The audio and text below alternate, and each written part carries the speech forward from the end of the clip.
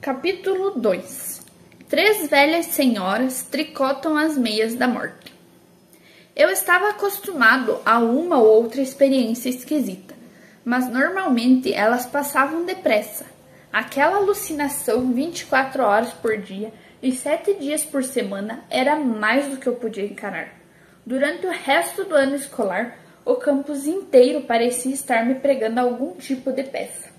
Os alunos agiam como se estivessem completa e totalmente convencidos de que a senhora Kerr, uma loira alegre que eu nunca tinha visto na vida, até o momento em que ela entrou no nosso ônibus no fim da excursão, era nossa professora de iniciação à álgebra desde o Natal. De vez em quando, eu soltava uma referência à senhora Dodds para cima de alguém, só para ver se conseguia fazê-los titubear. Mas eles me olhavam como se eu fosse louco. Acabei quase acreditando neles. A senhora Dodds nunca tinha existido. Quase. Mas Groover não conseguiu me enganar. Quando eu mencionava o nome Dodds, ele hesitava. Depois alegava que ela não existia, mas eu sabia que ele estava mentindo. Alguma coisa estava acontecendo. Alguma coisa havia acontecido no museu. Eu não tinha muito tempo para pensar no assunto durante o dia, mas, à noite, visões da senhora Dodds com garras e asas de couro me faziam acordar suando frio. O tempo maluco continuou, o que não ajudava meu humor. Certa noite, uma tempestade de raios arrebentou a janela do meu dormitório. Alguns dias depois, o maior tornado jamais visto no Vale do Hudson tocou o chão a apenas 30 quilômetros da Academia Yancey. Um dos eventos correntes que aprendemos na aula de estudos sociais era o número inusitado de pequenos aviões que caíram em súbitos vendavais no Atlântico naquele ano. Comecei a me sentir mal-humorado e irritado a maior parte do tempo. Minhas notas caíram de D para F. Entrei em mais atritos com Nancy Bobofit e suas amigas, era posto para fora da sala e tinha de ficar no corredor em quase todas as aulas. Finalmente, quando o nosso professor de inglês, o Sr. Nicol, me perguntou pela milionésima vez por que eu tinha tanta preguiça de estudar para as provas de ortografia, eu explodi. Chamei-o de velho dipsomaníaco. Não sabia direito o que aquilo queria dizer, mas soou bem. O diretor mandou uma carta para minha mãe na semana seguinte, tornando oficial. Eu não seria convidado a voltar para a Academia Yancey no ano seguinte. Ótimo, disse a mim mesmo. Simplesmente ótimo. Eu estava com saudades de casa. Queria ficar com minha mãe no nosso pequeno apartamento no Upper East Side, mesmo que tivesse de frequentar uma escola pública e aturar meu padrasto detestável e seus jogos de pôquer estúpidos. E, no entanto, havia coisas em Yancey de que eu sentiria falta. A vista da minha janela para os bosques, o rio Hudson à distância, o cheiro dos pinheiros. Sentiria falta de Groover, que tinha sido um bom amigo, mesmo com seu jeito meio estranho. Fiquei pensando em como ele iria sobreviver ao próximo ano sem mim. Também sentiria falta da aula de latim, os dias malucos de torneio do Sr. Brunner e sua confiança em que eu poderia me sair bem. Quando a semana de exames foi se aproximando, latim era a única prova para a qual eu estudava. Não tinha me esquecido do que o Sr. Brunner falara sobre essa matéria ser questão de vida ou morte para mim. Não sabia muito bem porquê, mas começara a acreditar nele. Na noite anterior ao meu exame final, fiquei tão frustrado que joguei o guia Cambridge de mitologia grega do outro lado do dormitório. As palavras tinham começado a flutuar para fora da página, dando voltas na minha cabeça. As letras fazendo manobras radicais como se estivessem andando de skate. Não havia jeito de eu me lembrar da diferença entre Quiron e Caronte, ou Polidectes e Polideuses, e conjugar aqueles verbos latinos, nem pensar. Fiquei indo de um lado para o outro no quarto com a sensação de que havia formigas andando por dentro da minha camisa. Lembrei a expressão séria do Sr. Brunner, de seus olhos de 1000 anos, de você aceitarei apenas o melhor, Percy Jackson. Respirei fundo. Peguei o livro de mitologia. Lembrei a expressão séria do Sr. Brunner, de seus olhos de 1000 anos, de você aceitarei apenas o melhor, Percy Jackson. Respirei fundo. Peguei o livro de mitologia. Eu nunca havia pedido ajuda a um professor antes. Se eu falasse com o Sr. Brunner, quem sabe ele me daria algumas dicas. Poderia pelo menos pedir desculpas pelo grande F que ia tirar na prova. Não queria sair da academia Yancey, deixando-o pensar que eu não tinha me esforçado. Desci a escada para os gabinetes dos professores. A maioria estava vazia e escura, mas a porta do Sr. Brunner estava entreaberta, e a luz que vinha da sua janela se estendia ao longo do piso do corredor. Eu estava a 3 passos da maçaneta da porta, quando ouvi vozes dentro da sala. O Sr. Brunner tinha feito uma pergunta. Uma voz que, sem sombra de dúvida, era a de Groover, disse. Preocupado com Percy, senhor. Eu gelei. Normalmente não sou bisbilhoteiro, mas desafio alguém a não tentar ouvir quando seu melhor amigo está falando sobre você com um adulto. Cheguei um pouquinho mais perto, sozinho nesse verão, Groover estava dizendo. Quer dizer, uma benevolente na escola, agora que sabemos com certeza, e eles também sabem. Só vamos piorar as coisas se o apressarmos, disse Sr. Brunner. Precisamos que o menino amadureça mais. Mas ele pode não ter tempo. O prazo final do solstício de verão terá de ser resolvido sem ele, Groover. Deixe-o desfrutar sua ignorância enquanto ainda pode. Senhor, ele a viu. Imaginação dele, insistiu o Sr. Brunner. A névoa sobre os alunos e a equipe será suficiente para convencê-lo disso. Senhor, eu não posso fracassar nas minhas tarefas de novo. A voz de Groover estava embargada de emoção. Sabe o que isso significaria? Você não fracassou, Groover, disse Sr. Brunner gentilmente. Eu deveria tê-la visto como ela era. Agora vamos apenas nos preocupar em manter Percy vivo até o próximo outono. O livro de mitologia caiu da minha mão e bateu no chão com um ruído surdo. O Sr. Brunner silenciou.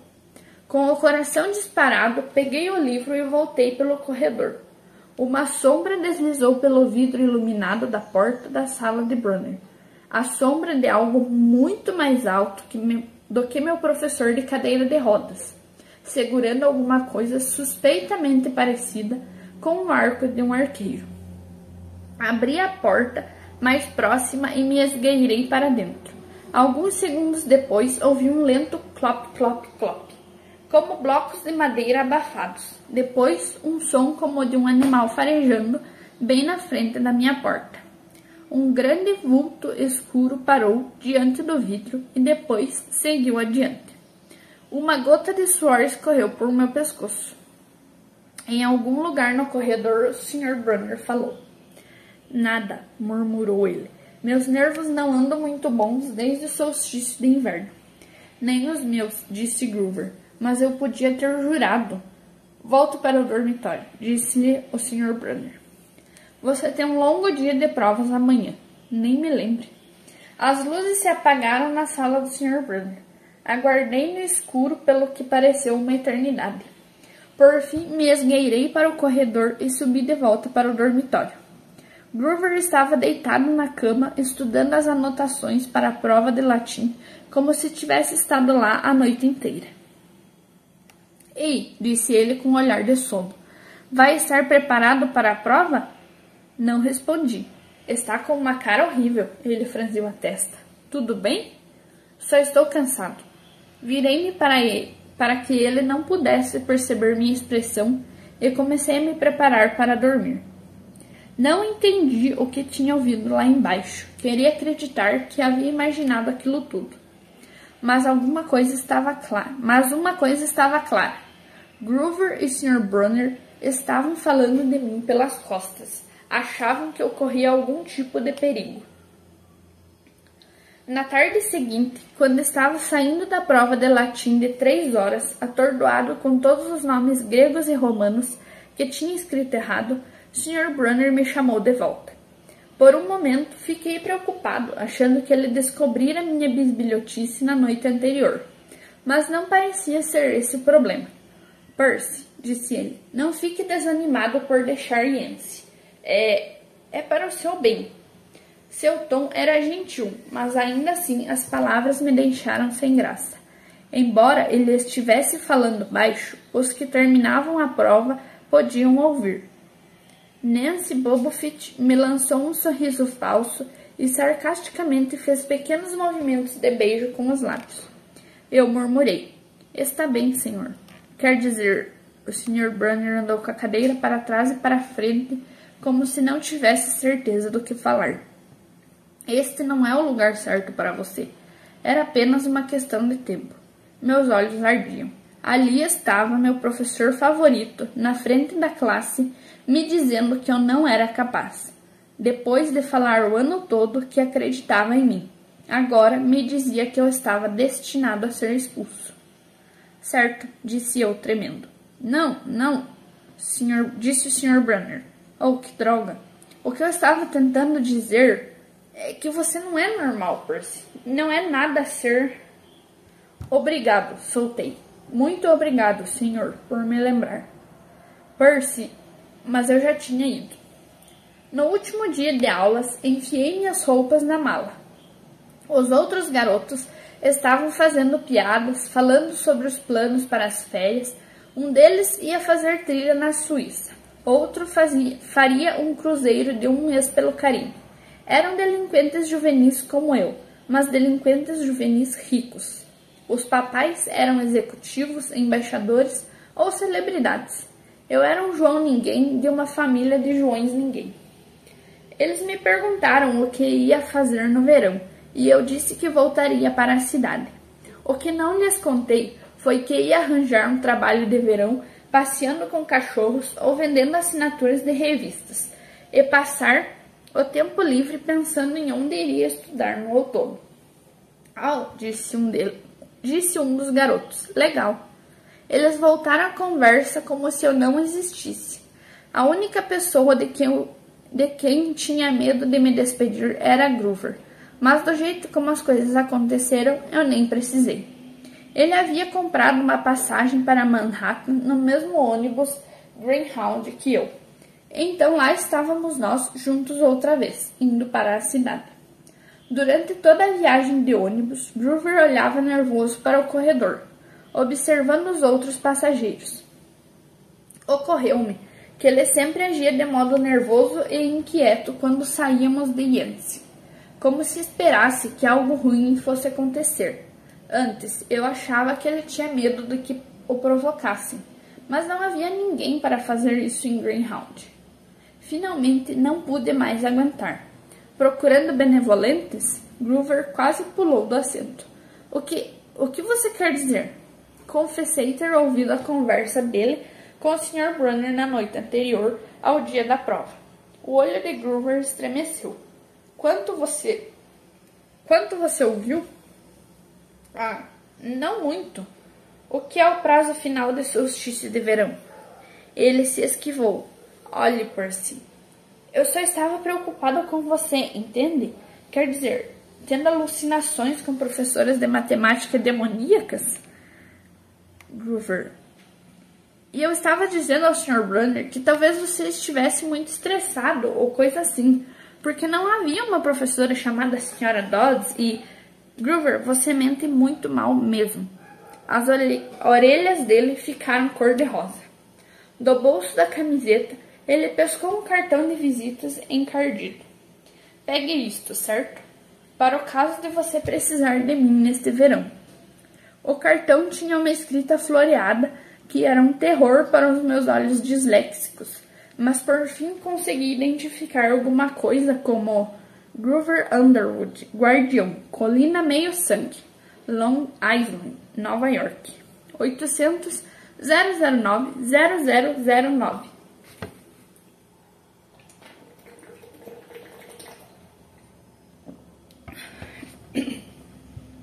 O que é colina meio? Não fale alto, ganhou. É meu endereço de verão. Meu coração desabou. Groover tinha uma casa de veraneio. Eu nunca imaginara que a família dele poderia ser tão rica quanto as dos outros em Yancey. Certo, falei mal-humorado. Tá, se eu quiser fazer uma visita à sua mansão.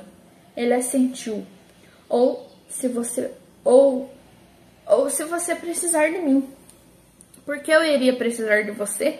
Saiu mais rude do que eu pretendia.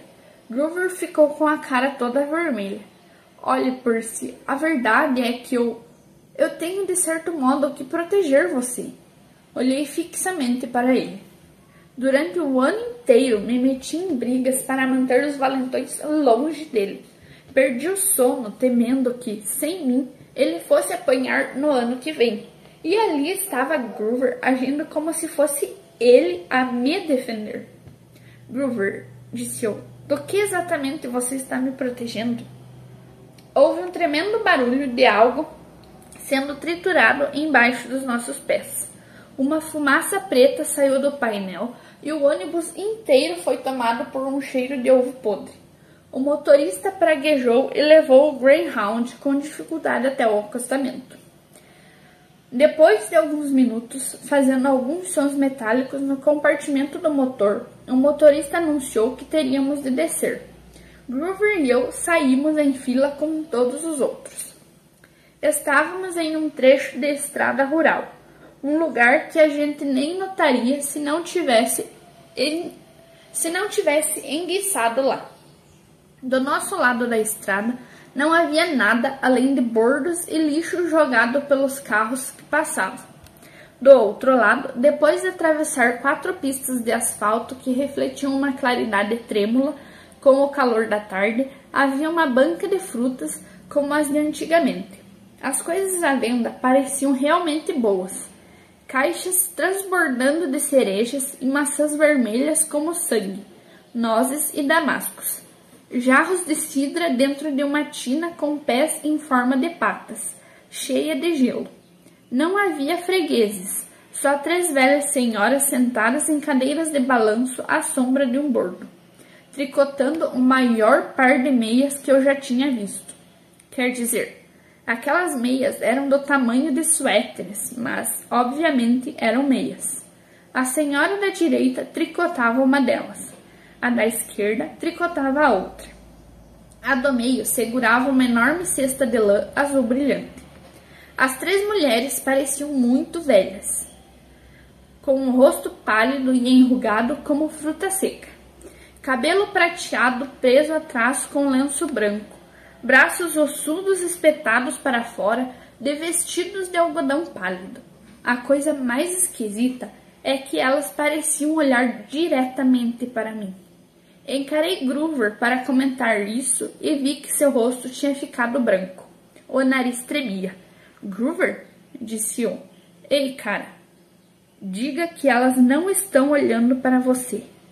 Estão, não é? Estão. Esquisito, não? Você acha que aquelas meias serviriam em mim? Não tem graça, Percy. Não tem graça nenhuma.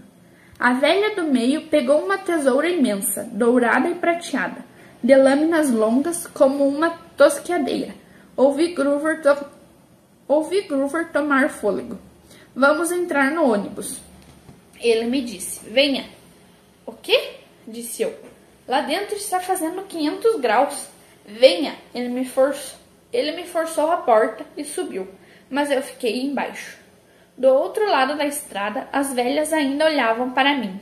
A do meio cortou o fio de lã, e posso jurar que ouvi aquele ruído cruzar as 4 pistas de trânsito. As 2 amigas dela enrolaram as meias azuis e me fizeram imaginar para quem seria aquilo, o Pé Grande ou o Godzilla.